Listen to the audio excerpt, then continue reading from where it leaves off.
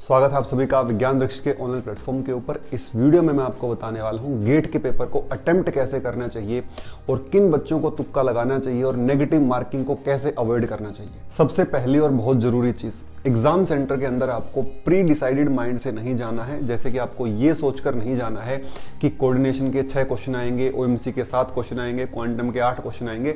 इस तरीके का कुछ भी अजम्पशन आपको लेकर नहीं जाना है, क्योंकि अगर ऐसा आपको पेपर में देखने को नहीं मिला देन आपके ऊपर इसका नेगेटिव इंपैक्ट पड़ता है। एग्जामिनर किसी भी तरीके का एग्जाम सेट कर सकता है, जैसे उसमें हो सकता है कोऑर्डिनेशन के ज्यादा क्वेश्चन हो, ओएमसी के कम क्वेश्चन आ गए हो, क्वांटम के कम क्वेश्चन आ गए हो, काइनेटिक्स के ज्यादा क्वेश्चन आ गए हो, ऐसा भी वहां पर पॉसिबल हो सकता है। अब गेट के पेपर में आपके 2 हिस्से होते हैं, पहला आपका केमिस्ट्री होता है, दूसरा आपका एप्टीट्यूड होता है।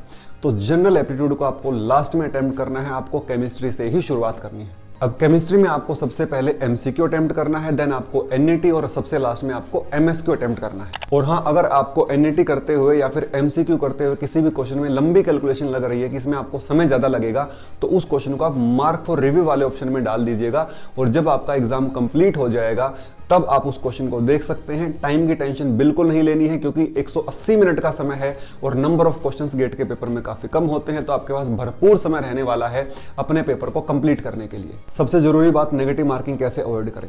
एनईटी एमएसक्यू में नेगेटिव मार्किंग नहीं होती है, तो आपको उसके बारे में टेंशन लेनी ही नहीं है।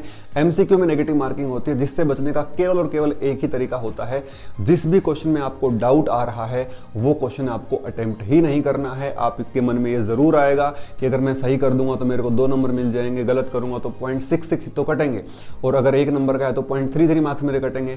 लेकिन मैक्सिमम टाइम आपके जो क्वेश्चन है वो गलत ही होंगे। तो आपको इस ट्रिक को जरूर यूज करना है। अगर आपको जरा सा भी डाउट है, 2 ऑप्शन एलिमिनेट कर दिए, 2 ऑप्शन में आपको लग रहा है कि इसमें से कोई एक हो जाएगा, आपको क्वेश्चन अटेम्प्ट बिल्कुल भी नहीं करना है। सिली मिस्टेक्स भी बहुत बार आपकी नेगेटिव मार्किंग का कारण बनती हैं। जैसे एमसीक्यू के अंदर आंसर कोई और होता है और आप कोई और आंसर टिक कर देते हो गलती से। इसको दूर करने के लिए जब भी आप पेपर सबमिट करेंगे, पेपर सबमिट करने से पहले आपको कम से कम एक बार पूरा पेपर क्रॉस चेक करना है। एनईटी एमसीक्यू को तो मैं कहूंगा कि आपको 2 बार रीचेक करना है। एनईटी में आप खास ध्यान रखेंगे कि कहीं आपने डेसिमल की गड़बड़ तो नहीं कर दी है, 0.1 आंसर था और आपने 0.01 लगा दिया है, कहीं आपने प्लस माइनस का साइन तो लगाना आप नहीं भूल गए हो। तो ये सारी बातों का आपको ध्यान रखना है। मार्क फॉर रिव्यू वाले क्वेश्चंस में भी बहुत बार ऐसे क्वेश्चन होते हैं जो आपको आ रहे होते हैं और आप लास्ट में जल्दबाजी में उन क्वेश्चंस को छोड़ देते हैं, तो इस बात का भी आपको ध्यान रखना है।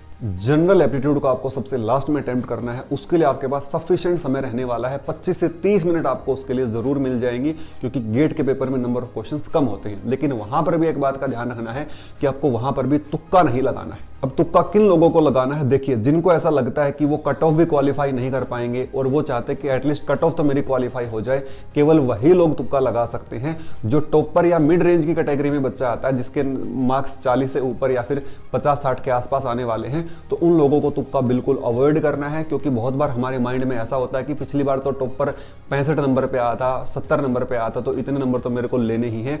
लेकिन ऐसा जरूरी नहीं है। पेपर बहुत बार हार्ड आ जाता है और जो टॉपर की कट ऑफ है वो भी आपकी नीचे आ जाती है। तो तुक्का केवल वही लोग लगाएं जिनको लगता है कि उनके पास अब कोई रास्ता नहीं बचा है, उनका सब खत्म हो गया है, उनको जस्ट एग्जाम क्वालिफाई करना है। तो बाकी किसी को भी तुक्का नहीं लगाना है। तो इस तरीके से आप अपने गेट के पेपर को बेहतर तरीके से अटेम्प्ट कर सकते हैं, नेगेटिव मार्किंग से भी बच सकते हैं।